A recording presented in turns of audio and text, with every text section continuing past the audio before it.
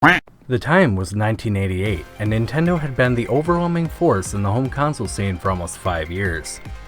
The Sega Master System had been struggling against Nintendo's dominance in the Japanese and North American markets, and the sales numbers showed.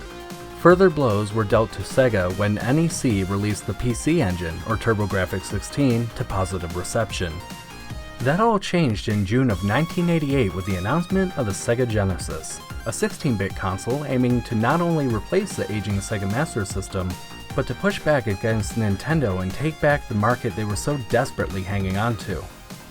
Released in Japan on October 29, 1988, and in the US on October 14, 1989 in limited locations such as Los Angeles and New York, with a full release later that year. An entire year later, Europe also received the Megadrive in September of 1990. The Genesis had some rather impressive specs at the time, including a Motorola 68000 at 7.61 MHz and 64 KB of system RAM, and a Z80 coprocessor clocked at 4 MHz with 8 KB of audio RAM. With its video display processor, it could display resolutions of up to 320 by 224, with 64 colors being used at any point, out of a 512 color palette. This included 2 scrolling playfields and 1 sprite plane. The Genesis had a game run of around 10 years from 1988 when it was released with Space Harrier 2 and Super Thunderblade to 1998 with Frogger being the last official title. I'm Too Late Nate, and you're finally watching the early emulation history of the Sega Genesis.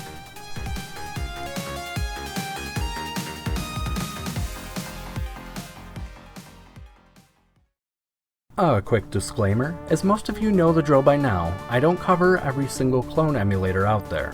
My timeline begins at the console's inception, or rather, as with the case of Game Boy before its release, to around the turn of the millennium. I find this is a good universal stopping point for a majority of retro systems. As such, any emulator created past this point is right out! Anyways, that's all I had to say. Thank you for being patient, and enjoy the rest of the video. Starting off in 1994, we have not the emulator that everyone knows, but Emplant by Utilities Unlimited, an actual hardware solution made to emulate a variety of machines on the Zorro 2 interface for the Amiga A2000, A3000, and A4000. The Zorro 2 was simply an expansion slot with a 100-pin connector, meaning that this peripheral was an add-in card for the aforementioned Amigas. The emulation included PCs at the time, Macintosh computers, Commodore 64 and 128s, Atari STs, Atari 400s and 800s, among others. But what really caught my eye was its ability to emulate both the Super Nintendo and Sega Genesis with appropriate ROM images. Emplant never really took off as a mainstream solution for this, but with the price ranging from $279 to $399, I find this still a pretty incredible piece of hardware considering that the Super Nintendo and the Sega Genesis by themselves were around $199.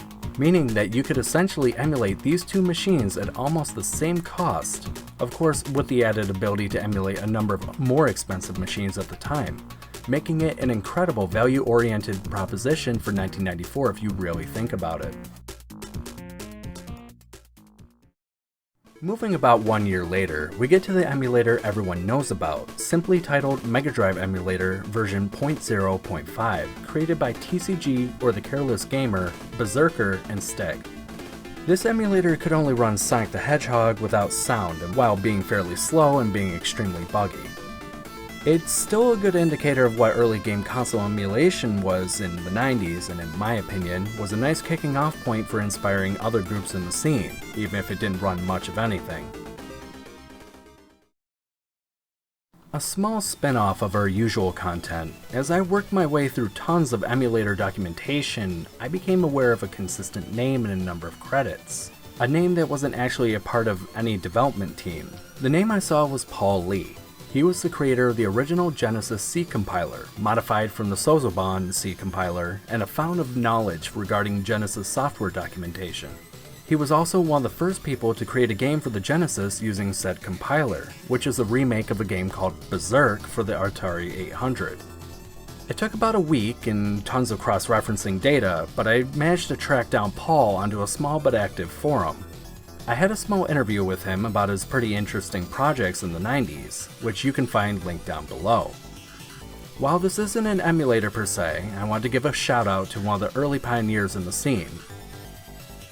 Later on November 11th, 1996, we received GenEm, which ran on both DOS and Windows.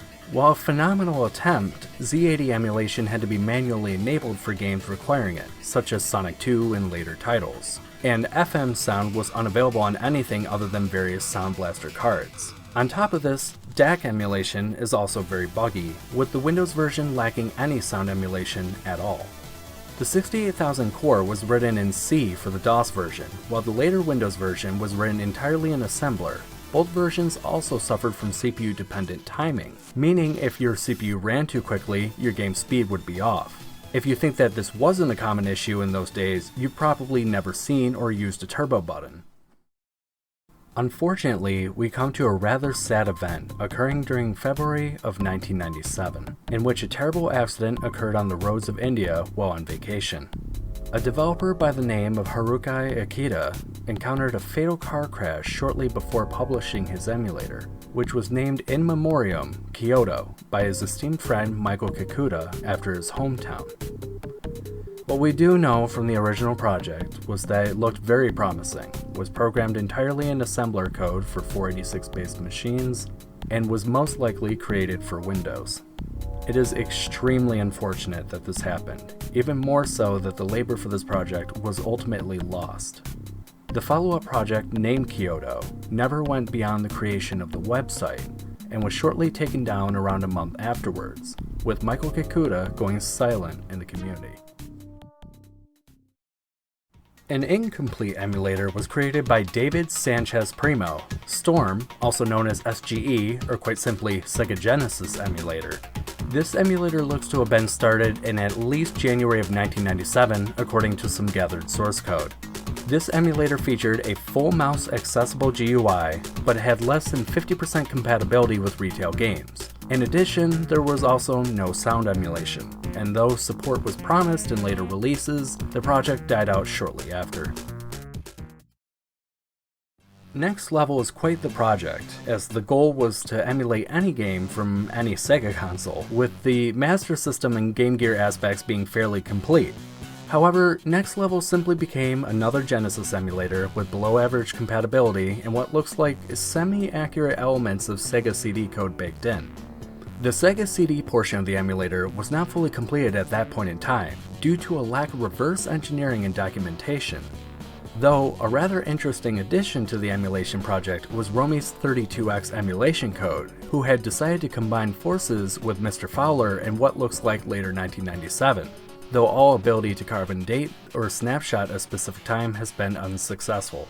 The last version completed is version .0023b on October 20th, 1997. Built by the duo over at Bloodlust Software, Genecyst was released on June 30th, 1997. The 68K, Z80, DAC, and Digital FM emulation was programmed from scratch in assembly, with all other bits including the GUI code being C++. Genecyst came with a ROM checksum fixer, joystick support, VISA support, Game Genie codes, multiple save states, and even netplay. It was blazing fast versus most other emulators, but had rather mediocre compatibility, sometimes breaking games completely. In the first half of 1997 though, this was one of the only emulators that could actually run some games start to finish at full speed on average hardware at the time, which included an original Pentium and only 8 MB of system RAM. While it wasn't the end-all be-all of emulators at the time, it certainly was a step up from the previous attempts. However, the sole domination of Genecyst was cut short when Nesticle's source code was stolen by Donald Moore of Damaged Cybernetics using a known Samba exploit at the time. If you're interested in that, I have a video of NES emulation that you might like to check out, link at the top right. Developed by Steve Snake and considered to be the turning point for Genesis emulation in the 90s, KGen version .10b was released on August 18, 1997. Able to run most games at acceptable frame rates on mid-ranged machines at the time, KGen also supported proper YM2612 emulation, giving it a huge leg up on competitor emulators. Later on, KGen 98 was released into the wild, almost a full year later, rewritten from scratch in assembly like its predecessor, but also adding features such as code support. 4 versions quickly progressed in a month, and by version 0.04b, KGen 98 was technically faster than Genecyst in some titles. Unfortunately, version 0.04b was also the last version of KGen 98, and we wouldn't see Steve Snake again until the release of Kega in 2002. Which unfortunately is outside the scope of this video. Shortly afterward, MES version 0.2b4 was released in early 1998 on DOS, Mac, Solaris, Amiga, and Acorn ARM, with included preliminary Genesis support, stating, "I still consider the Genesis driver extremely preliminary. I have a lot of further work to do before I consider it anywhere near complete. My initial goal is to make it as compatible as possible." The Genesis driver for MES featured preliminary FM sound courtesy of Gareth Long and Tatsuyuki Sato, and had an above-average compatibility rating for games, which certainly caught the eyes of quite a few developers. MES is still currently being developed today, 23 years later, and has over 994 unique systems while being integrated into the main project. On the other side of the computing fence of Windows, Unix-based computers received Generator in September of 1998, written in Z80 assembler by James Ponder. Early reviews indicated that Generator was among the most promising of Genesis emulators, with decent speed but no joystick or save file support. Audio support was minimal as well, like most earlier attempts, at least until Generator 32 released in 2000, which utilized Sato's YM2612 chip emulator. It was ported to various systems like NetBSD, Solaris, Mac, Amiga, and even Windows. It even received several Pocket PC and Dreamcast ports. A small, unfinished Genesis emulator called VGen was released on November 26th by Jason Meehan. And while it has some notable features, like an extensive debugging system and mouse-driven UI, it lacked DAC support, and while not slower than other alternatives at the time, compatibility was hit or miss. This emulator did have preliminary Mega-CD, Master System, and Game Gear support planned. Unfortunately, these features never came to fruition. The last version, 0.21a, was released 3 years later on June 2nd, 2001. Created by the developer simply known as Dave, who also authored Final Burn, this emulator was created for Windows and DOS. Performance of DGen is better than Megacyst, but less than KGen and Genecyst, running decently on a Pentium 2 233, but lagging considerably on a Pentium 150. Sound was also missing on the earlier versions, but was considerably improved later on. In fact, DGen was ported to the original Xbox, Mac OS X, and the PlayStation Portable. There was even a stereoscopic version called DGen. A version called DGen/SDL was written by Joe Groff for Unix systems, and eventually in 2008, the source code was released and DGen/SDL was worked on and off by various developers until 2014, where all development stopped. The newer version had seen new additions such as video filters, a command line interface, region auto selection, and a full debugger. No new teams have taken up the code since 2014.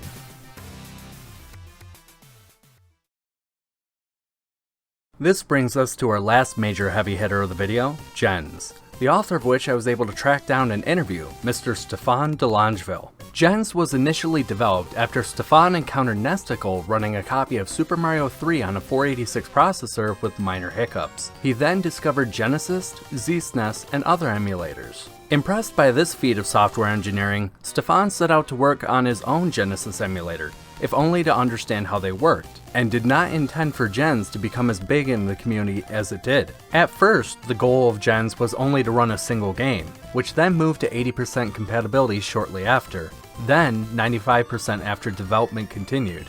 The goalpost then shifted to also being the first emulator to have Mega-CD support, and then the 32X to support all of the Megadrive's add-ons. While Gens was beginning development in 1999, it really didn't shine until 2000-2001, having better compatibility than Genecyst and KGen 98, and being reasonably fast on average hardware were some great positives for the emulator. However, in addition to this, Gens was being ported to many different platforms, and this really made it a dominant force in the emulation scene. Stephane attributes Gen's success as primarily being the first good and fast emulator for Windows, while being faster than DGen and having better compatibility than Megadrive in the end. Development stopped around 2004 when Stephane became bored with the project, but later started a new project with his own tools, later becoming SGDK, or the Sega Genesis Development Kit, used to create various software or games for running on the Genesis, such as Tanzer by Megacat Studios, Omega Blast by Riel16X, and Xeno Crisis by Bitmap Bureau. I asked Stephane if he would like to say anything to the community regarding the time he spent working in the emulation scene, and his response was this. I would just say that period was exciting and enjoyable for me. Back during the time when I developed gens, I received so much support and encouraging messages from the community. It was just unbelievable, and I'm really grateful for that. That is what really pushed me to make gens what it eventually became, for sure. Nowadays, I really moved on to other things. Not working on emulators anymore and just having fun programming on the Sega Mega Drive directly. It's something that I do enjoy a lot too, but of course there isn't quite the same enthusiasm from the community today. I think that the retro emulation scene matured somehow. Before we were doing it for fun, to play games that we couldn't play before. Now we do it for preservation, both for the creation in regards to the games, and for the technical knowledge in regards to the hardware. And that's all the time we have for tonight, folks. I sincerely hope you enjoyed our look back at the early history of the emulation scene for the Sega Genesis.